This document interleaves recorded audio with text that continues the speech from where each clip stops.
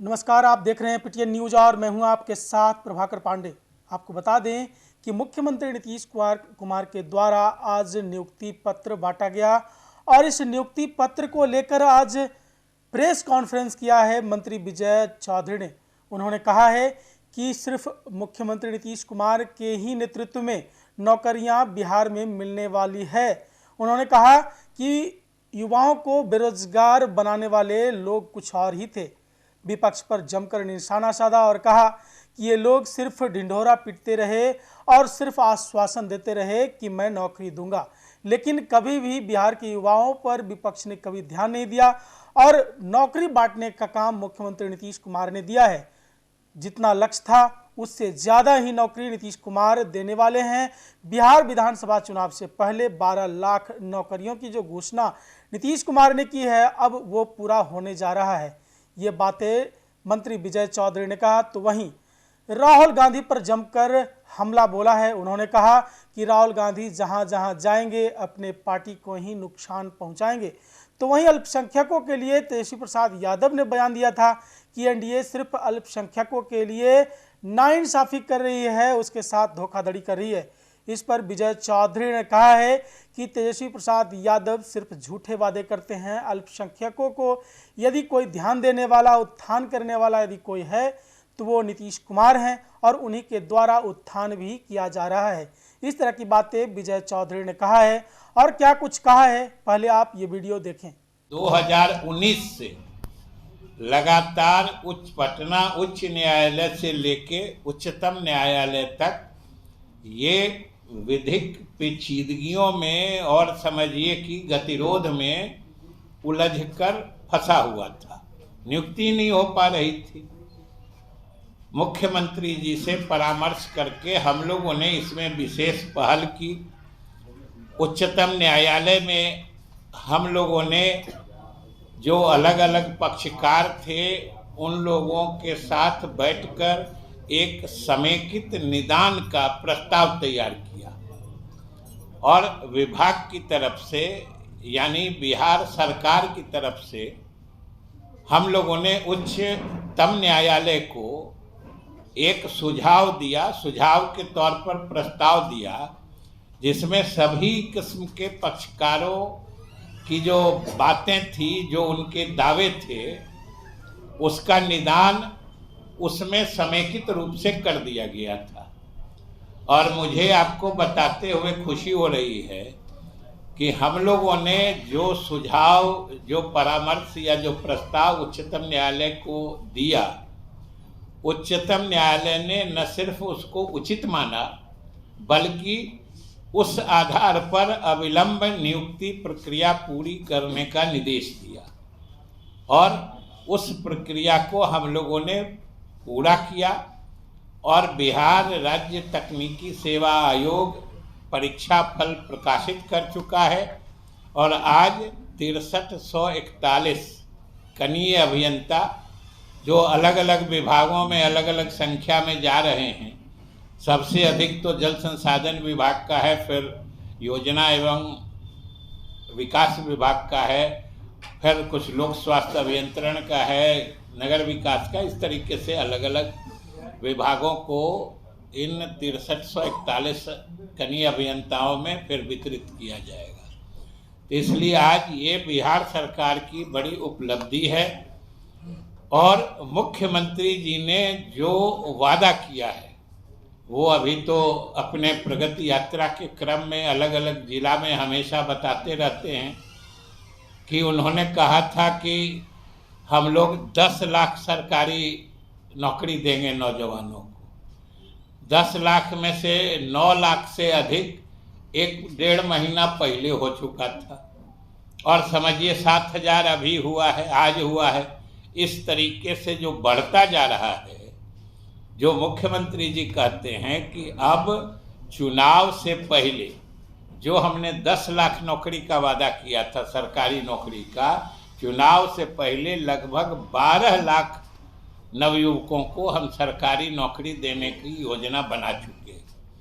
तो ये सरकार की बड़ी उपलब्धि है और बिहार के बेरोजगार नौजवानों को बड़ा तोहफा है। खास तौर से समझिए कि जो पिछले परीक्षा दे के 6-7 वर्षों से हाई कोर्ट सुप्रीम कोर्ट में दौर बेचारे लगा रहे थे, ये बड़ी राहत भरी खबर है। इसलिए हमने सोचा कि आपके माध्यम से बिहार सरकार जो नौजवानों को सरकारी नौकरी देने का पहल कर रही है, ये बात बिहार के लोगों तक भी जानी चाहिए, क्योंकि आप लोग तो देखते रहते हैं, पता नहीं कहाँ कहाँ से लोग नौकरी देने का दावा भी करने लगते हैं। कुछ लोग कहते हैं कि हम थे तो नौकरी दिए थे। अब सोच लीजिए कहाँ है कि नौकरी बंद हो गई। नौकरी तो सरकार में लगातार, कि हम लोगों का तो मुद्दा अस्थाई है। हम लोगों का मुद्दा तो 2005 से ही एक ही है, विकास विकास विकास, और लोगों को अब विकास दिखने लगा है। एक बात बोलिए कि आज किसी विपक्ष के नेता या किसी पार्टी में भी दम है कि जो बोल पाए कि बिहार में विकास नहीं हुआ है? किसी में दम नहीं है। और वो तो इस बात का इतना इकरार करते हैं, इतना खुद तस्लीम करते हैं इस बात का, कि सोचते हैं कि इसको अगर नकारेंगे, बिहार में के विकास को अगर नकारेंगे तो जनता उन्हें राजनीतिक अपराधी समझेगी, इसलिए उस विकास में हिस्सेदार बनने के लिए परेशान होते हैं। ये समझ लीजिए। सर, आपकी सहयोगी पार्टी बीजेपी यूसीसी को लागू करने के लिए बिहार में मुद्दा बना रही है, इसको कह रही है कि कहाँ बिहार में मुद्दा बना रही है? आप जबरदस्ती मुद्दा आप खड़ा कर रहे हैं। अपना एजेंडा पीछे रखिए ना, अपना एजेंडा पीछे रखिए। हम बिहार के किसी नेता से नहीं सुने हैं। आप अपना एजेंडा क्यों लागू करते हैं एनडीए पर? चलिए, इसका मतलब आपको दूसरा सवाल नहीं है। आप समझते हैं ना, एक बात को कितनों घुमा के बोलिएगा, हम असली बात समझते हैं। आप जबरदस्ती यही निगाह जो है उसको भी हम सीधा कर देंगे। बिहार के अल्पसंख्यकों को, और बिहार ही नहीं, देश के अल्पसंख्यकों को अगर संपूर्ण देश में किसी एक राजनेता पर भरोसा है तो वो सिर्फ और सिर्फ नीतीश कुमार है। क्योंकि बिहार में जितना अल्पसंख्यकों के हित में काम हुए हैं, नारेबाजी, उनका मनोवैज्ञानिक शोषण करने वाली बहुत पार्टियां हैं, लेकिन उनकी आर्थिक हालत सुधारने के लिए अल्पसंख्यकों में इल्म यानी शिक्षा के प्रचार प्रसार के लिए अगर किसी एक प्रदेश की तरक्की मिसाल बनी हुई है तो वो बिहार है, जिसमें नीतीश कुमार ने अल्पसंख्यकों के हित में इतने फैसले किए हैं कि दूसरे राज्य उसका अनुकरण कर रहे हैं।